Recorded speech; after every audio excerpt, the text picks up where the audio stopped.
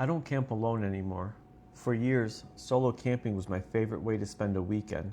No schedules, no phone calls, no noise. Just a tent, a campfire, and a couple days in the woods. I never had a bad experience until this trip. It happened 3 years ago in northern Michigan. I had found a small state forest campground that stayed relatively quiet after summer ended. Most of the campsites sat deep among the trees and were separated by enough distance that you couldn't really see your neighbors. That was exactly what I wanted. The campground wasn't completely empty when I arrived, but it was close. A few RVs occupied sites near the entrance, and I saw one family packing up as I drove in. The site I reserved sat near the back of the campground, Site 27. It was surrounded by pines and backed up to several miles of forest. It was perfect. I parked my truck, pitched my tent, gathered firewood, and settled in for the evening. By sunset, the campground had become almost completely silent. I remember sitting by the fire thinking how peaceful everything felt. No traffic, no voices, just the occasional crackle of burning wood. Around 10 o'clock, I walked to the restroom building. The campground map near the entrance showed only 6 occupied sites, mine included. There weren't many people around. I used the restroom and headed back. As I approached Site 27, something immediately felt wrong. At first, I couldn't figure out what it was. Then I saw it. A tent. Another tent. Sitting less than 20 feet from mine. I stopped walking. The campsite had been empty when I left. Completely empty. I was certain of it. Yet now a dark green tent stood beneath the trees. No vehicle, no lantern, no campfire. Just a tent.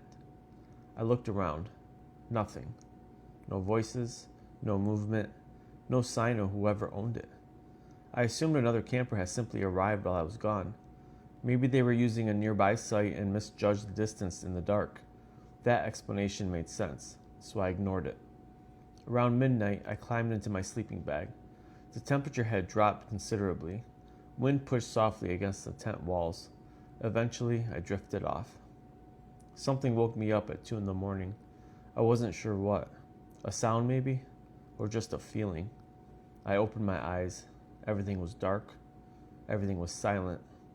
I lay completely still, listening.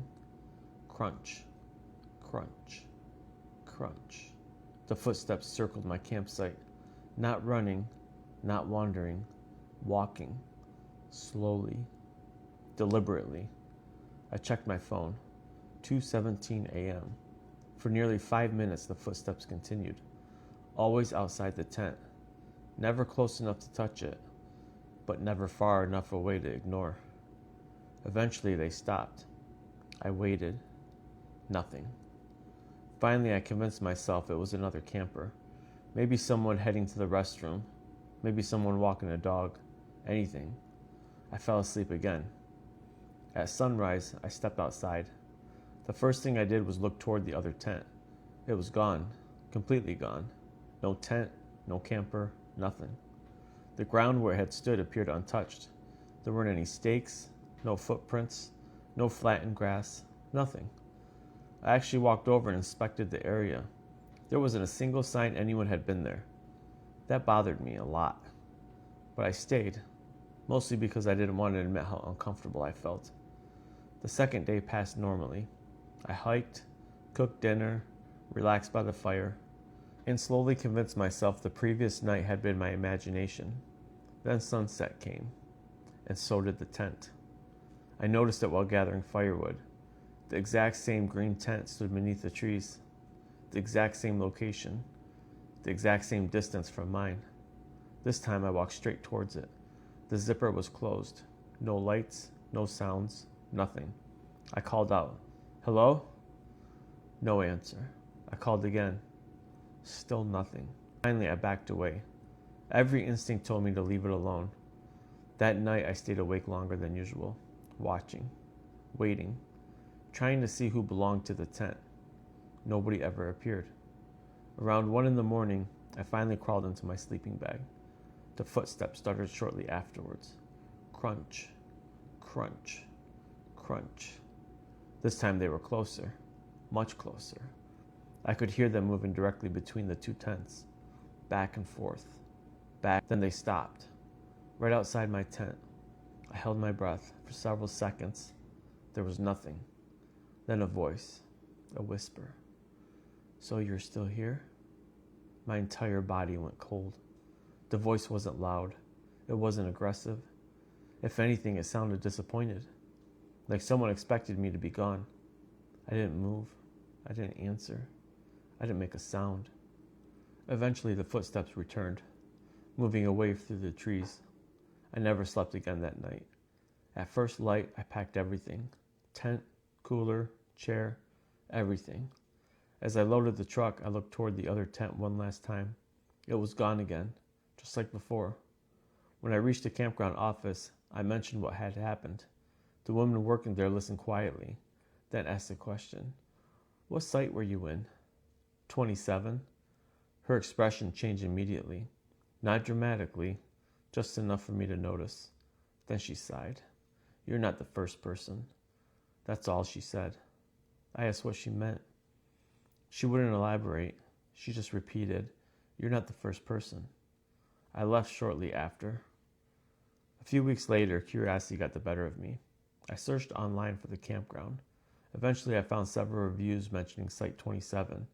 Most were normal. A few weren't. One review simply said, "If a second tent appears, leave." No explanation, no details, just that. I never camped there again, and honestly, I don't think I'd want to know what was walking between those tents, or why they sounded surprised to find me still there.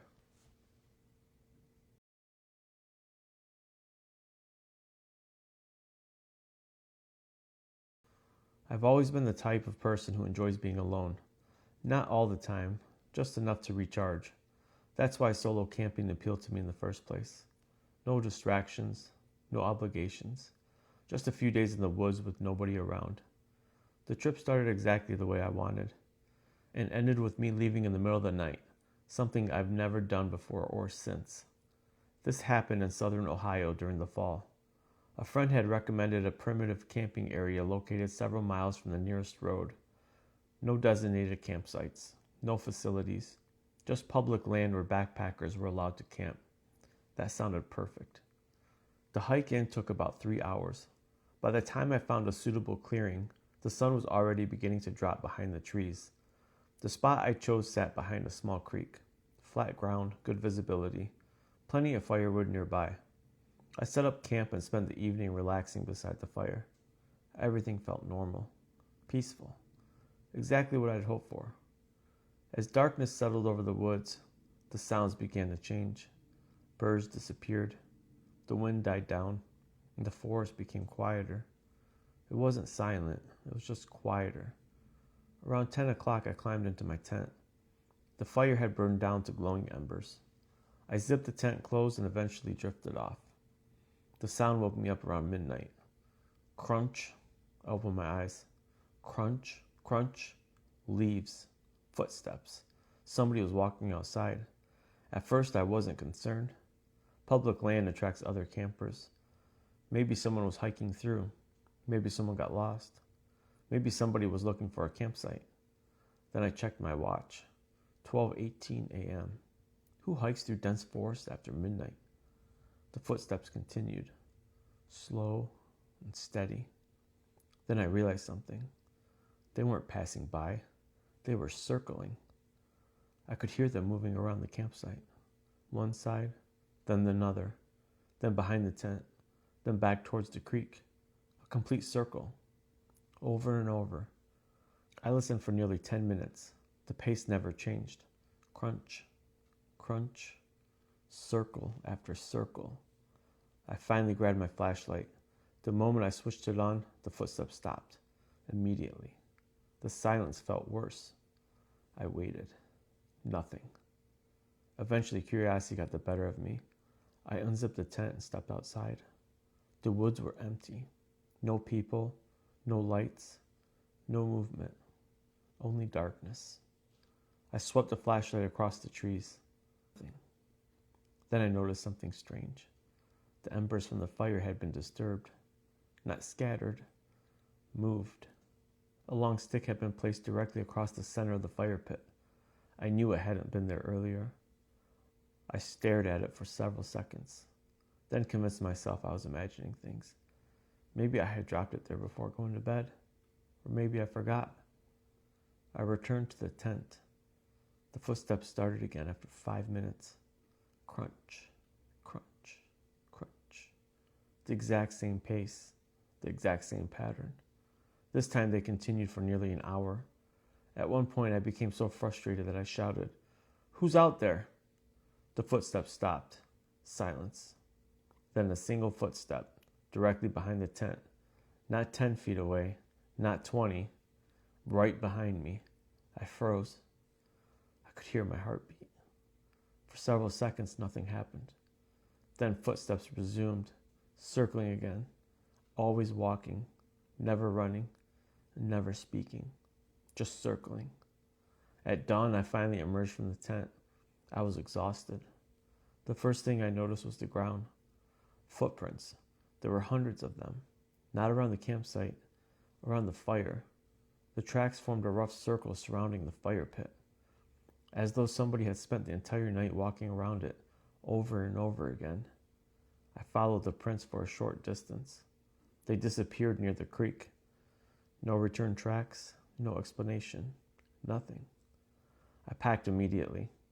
While loading my gear, I noticed something sticking out beneath a rock near the fire pit. A folded piece of paper. It was weathered and dirty. I unfolded it. Inside was a handwritten message. Only 4 words. Don't camp here alone. No signature, no date, nothing. I left within minutes.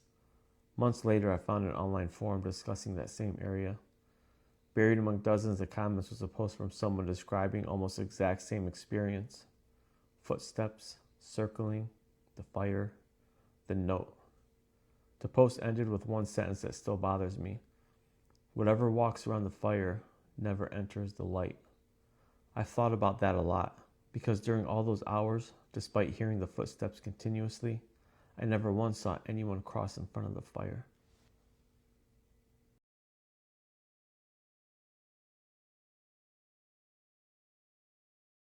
I used to think the scariest thing that could happen while camping was running into a bear. At least a bear makes sense. You hear it, you see it, you know what you're dealing with.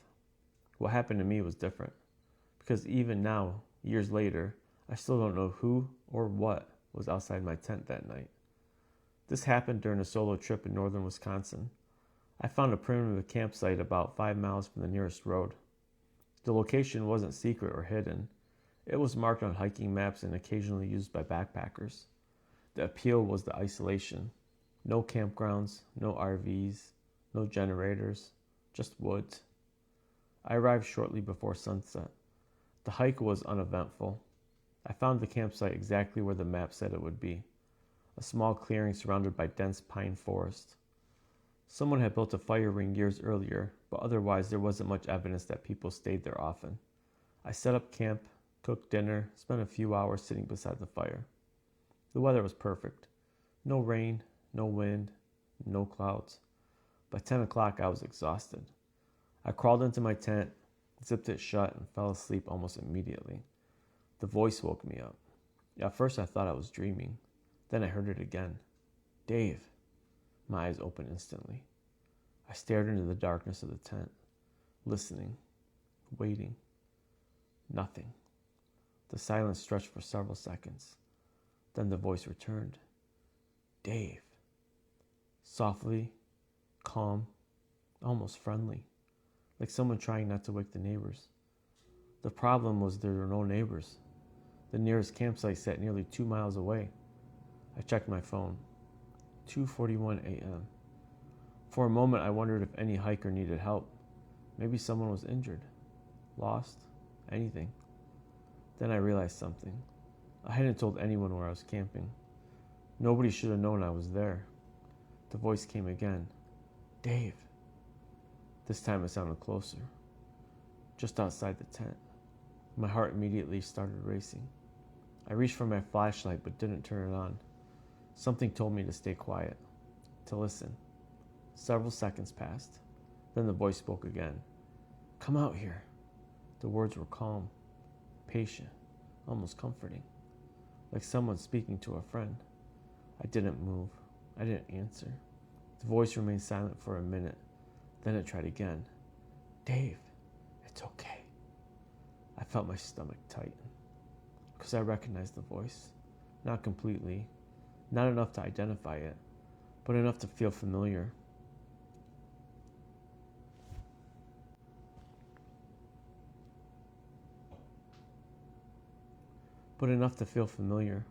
Like hearing someone you haven't spoken to in years, someone you trust, someone you know. That feeling terrified me more than anything else because I couldn't explain it. The voice should have belonged to a stranger. Instead, it felt familiar, comfortable, wrong. Minutes passed. Eventually, I gathered enough courage to unzip a small section of the tent to look outside. The clearing was empty. Moonlight illuminated the trees. The fire had long since burned out. Nothing moved. Nothing made a sound. No person, no flashlight. No sign anyone had ever been there. I almost convinced myself I imagined everything. Then I heard a branch snap, deep within the trees, maybe 50 yards away. Then the voice returned. Almost. I froze. The voice no longer sounded close. It sounded distant, like it had moved into the woods. And for some reason, the single word felt directed at me. Almost. Almost what? Almost came outside? Almost followed? I don't know. I sat awake for the next hour. The voice returned several times, always from a different direction, always somewhere beyond the clearing. Each time it sounded familiar. Each time it sounded inviting. And each time it wanted me to come closer. At one point, it even laughed softly. Not a threatening laugh, not a crazy laugh, a disappointed laugh, like someone losing patience. I never left the tent. Eventually, the sky began to lighten. Birds started singing. Morning arrived, and the voice disappeared completely. The moment daylight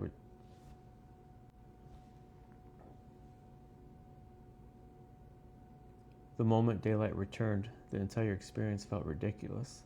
I packed my gear and started hiking out. About halfway back to the trailhead, I encountered another backpacker, the first person I'd seen in nearly 24 hours. We exchanged greetings and talked for a few minutes. Eventually, I mentioned what happened. The voice, the name, everything. The man's expression immediately changed. Then he asked a question. Did it sound familiar? The question hit me like a punch, because it was exactly what I'd been thinking. I nodded. The man stared at the trail for several seconds, then quietly said, "That's what people always say." I asked what he meant, but he never answered. Instead, he adjusted his backpack and continued down the trail, leaving me standing there alone. Months later, curiosity got the better of me. I started researching reports from that area, forum posts, camping groups, old hiking discussions,